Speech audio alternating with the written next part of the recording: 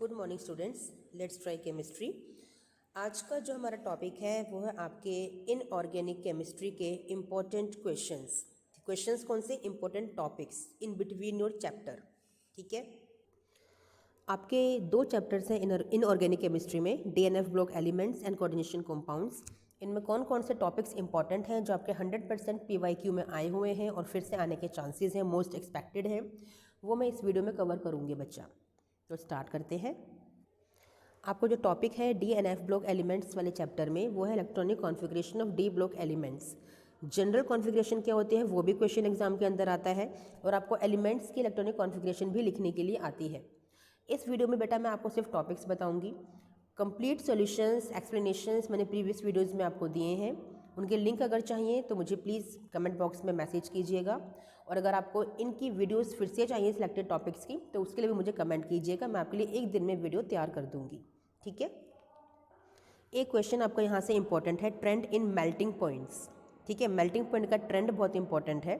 ठीक है, आपकी सीरीज़ है 5D 4D एंड 3D। तो आपको दिख रहा है मेल्टिंग पॉइंट का ऑर्डर। टंगस्टन जो है उसका सबसे हाईएस्ट मेल्टिंग पॉइंट होता है, जल्दी से मेल्ट नहीं होता, इसलिए इसके बल्ब बनाए जाते हैं। इसके बल्ब मतलब बल्ब के अंदर इसकी वायर होती है।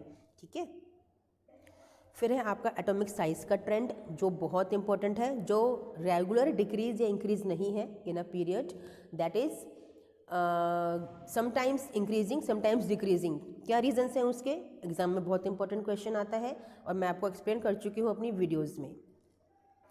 नेक्स्ट क्वेश्चन आपका आता है ट्रेंड इन आयोनाइजेशन एंथैल्पी। वो भी फर्स्ट आयोनाइजेशन एंथैल्पी के लिए ट्रेंड आपका एग्जाम में बहुत इंपॉर्टेंट क्वेश्चन है जो आता है। एक क्वेश्चन आता है आपका ऑक्सीडेशन स्टेट से कि जो मैंगनीज है वो +2 से लेके +7 तक की यानी कि हाईएस्ट यानी कि हायर ऑक्सीडेशन स्टेट्स शो करता है। और कॉमन ऑक्सीडेशन स्टेट कौन सी होती है, +2 and +3 are the common oxidation states. बहुत इंपॉर्टेंट टॉपिक है बेटा। इसके बाद जो इम्पोर्टेंट क्वेश्चन है आपका वह है मैग्नेटिक प्रॉपर्टीज से कि जो आपके ट्रांजिशन मेटल्स होते हैं वो डायमैग्नेटिक क्यों होते हैं, पैरामैग्नेटिक क्यों होते हैं।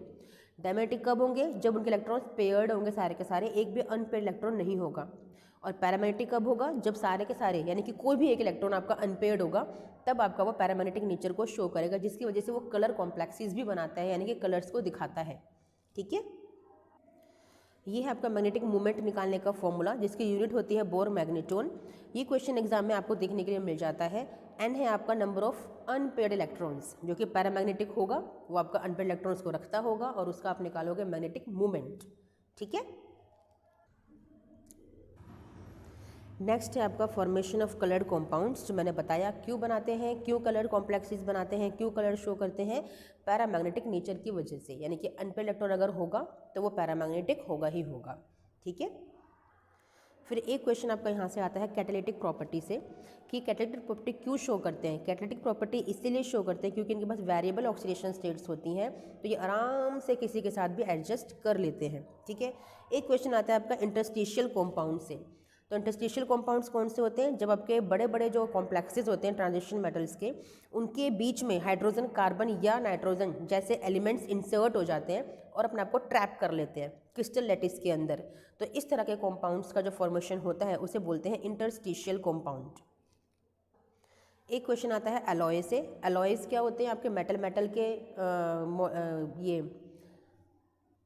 सब्सटेंसेस जो मेटल मेटल से बनते हैं या मेटल नॉन मेटल से बनते हैं, वो अलॉयज होते हैं। ये अलॉयज क्यों बनाते हैं, क्योंकि इनके पास वेरिएबल ऑक्सीडेशन स्टेट्स होती हैं, दैट्स वाई। और इनका एटॉमिक साइज भी वेरी करता है। यहाँ पे आपकी ये प्रिपरेशन इंपॉर्टेंट है पोटेशियम डाइक्रोमेट की, बहुत इंपॉर्टेंट है, इसे ज़रूर कर लीजिएगा। एग्जाम में एक क्वेश्चन आएगा ही आएगा, या तो पोटेशियम डाइक्रोमेट से या पोटेशियम परमैंगनेट से। फिर है आपके एफ ब्लॉक एलिमेंट्स, जहाँ से स्पेशली लेंथेनॉइड कॉन्ट्रैक्शन का क्वेश्चन आता है। और आपका ऑक्सीडेशन स्टेट से आता है कि कौन सी कॉमन ऑक्सीडेशन स्टेट ये शो करते हैं। तो ये शो करते हैं +2 एंड +4। ओके, तो ये थे इंपॉर्टेंट क्वेश्चन आपके चैप्टर 8 में से। अब चैप्टर 9 कोऑर्डिनेशन कंपाउंड में कौन कौन से इंपॉर्टेंट टॉपिक्स हैं वो देख लीजिए बच्चा। एक क्वेश्चन जो आपका बनता है वो कोऑर्डिनेशन एंटिटी के आईयूपीएसी नोमेनक्लेचर से। आपको नेमिंग करने के लिए एक क्वेश्चन एग्जाम में पक्का देखने के लिए मिलेगा बेटा। एक क्वेश्चन आपका बनता है आइसोमेरिज्म से। आपके stereo isomerism, structural isomerism show करते हैं। स्टीरियो आइसोमेरिज्म में geometrical isomerism and optical isomerism, और स्ट्रक्चरल आइसोमेरिज्म में लिंकेज, आयोनाइजेशन, कोऑर्डिनेशन, सोल्विएट आइसोमेरिज्म, सारे ही इंपॉर्टेंट हैं। आपको एक कोई एग्जांपल दे दिया जाएगा, कॉम्प्लेक्स दे दिया जाएगा और पहचानने के लिए बोला जाएगा कि which type of isomerism is shown by this complex. Important question है।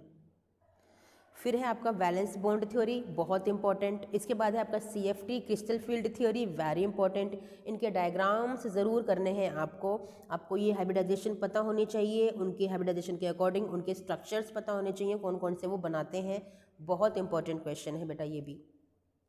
VBT में आपको ये हाई स्पिन कॉम्प्लेक्स, लो स्पिन कॉम्प्लेक्स, ये सब बनाने के लिए आपको एग्जाम में आता है बच्चा। आपको जो एलिमेंट है मेटल एटम, उसको पहचान कर उसकी ऑक्सीडेशन स्टेट निकालनी होती है। फिर d ऑर्बिटल के इलेक्ट्रॉन्स को फिल करना होता है। फिर लिगेंड कितने हैं उसके अकॉर्डिंग लिगेंड्स की फिलिंग करनी होती है। फिर लिगेंड आपका स्ट्रॉन्ग फील्ड है कि वीक फील्ड है, उसके अकॉर्डिंग आपको पेयरिंग या अनपेयरिंग करवानी होती है। तब जाके आपका आंसर निकल कर आता है कि वो लो स्पिन कॉम्प्लेक्स है या फिर हाई स्पिन कॉम्प्लेक्स है। ठीक है, बहुत इंपॉर्टेंट क्वेश्चन है VBT का। सिमिलरली आपको क्रिस्टल फील्ड थ्योरी का ये डायग्राम बहुत इंपॉर्टेंट है, बड़े सिंप्लीफिकेशन के साथ मैंने आपको अपनी प्रीवियस वीडियोस में एक्सप्लेन किया है बेटा। अब वहाँ से सारी डिटेल्स को, सारे टॉपिक्स की एक्सप्लेन्ड डिटेल्स को वहाँ से एक्वायर कर सकते हो। ठीक है, बहुत इंपॉर्टेंट है ये डायग्राम। फिर यहाँ से तो क्वेश्चन आपका आता ही आता है कलर की वजह से। कलर आपका पैरामैग्नेटिक नेचर की वजह से शो होता है। ठीक है ना, अनपेड इलेक्ट्रॉन्स अगर होंगे तो पैरामैग्नेटिक होगा तो वो कलर शो करेगा, बस। एक क्वेश्चन आता है आपका बॉन्डिंग इन मेटल कार्बोनिल की तरफ से। ठीक है ना, कि जो मेटल कार्बोनिल्स होते हैं, मेटल के जो कार्बोनिल्स होते हैं उनमें बॉन्डिंग का क्वेश्चन आता है, क्योंकि यहाँ पे ना बैक बॉन्डिंग होती है। यहाँ एक्स्ट्रा इलेक्ट्रॉन्स होते हैं तो डोनेट जब करता है, मेटल पे इतनी जगह नहीं होती लेने की, तो वो अपने बैक यानी कि पिछले ऑर्बिटल्स में लेता है, वहाँ से उसे बैक बॉन्डिंग कहा जाता है।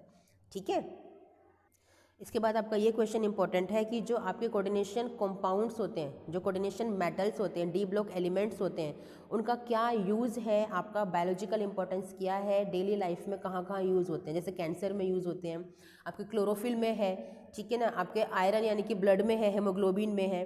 तो इस तरह से ये क्वेश्चन भी कर लीजिएगा, इंपॉर्टेंट है। तो यहाँ पे ये वीडियो एंड होती है बच्चा। मैंने आपको 2 चैप्टर्स जो आपके इनऑर्गेनिक केमिस्ट्री के मोस्ट इंपॉर्टेंट चैप्टर्स हैं, उनके इंपॉर्टेंट टॉपिक्स आपको बता दिए हैं। डिटेल्ड एक्सप्लेनेशंस के लिए मेरी वीडियोस पड़ी हुई हैं, मेरे चैनल पे स्क्रॉल कीजिए, आपको मिल जाएंगी। नहीं मिल रही है मुझे मैसेज कीजिए, टेक्स्ट बॉक्स में, मेरे कमेंट बॉक्स में मैं आपको दूंगी। अगर सेपरेट वीडियोस चाहिए सिलेक्टेड टॉपिक्स के लिए तो वो भी आपको मिल जाएंगी, बट कमेंट ज़रूर कीजिएगा। ठीक है, चलिए मिलते हैं नेक्स्ट वीडियो में। टिल देन थैंक यू बच्चा, बाय।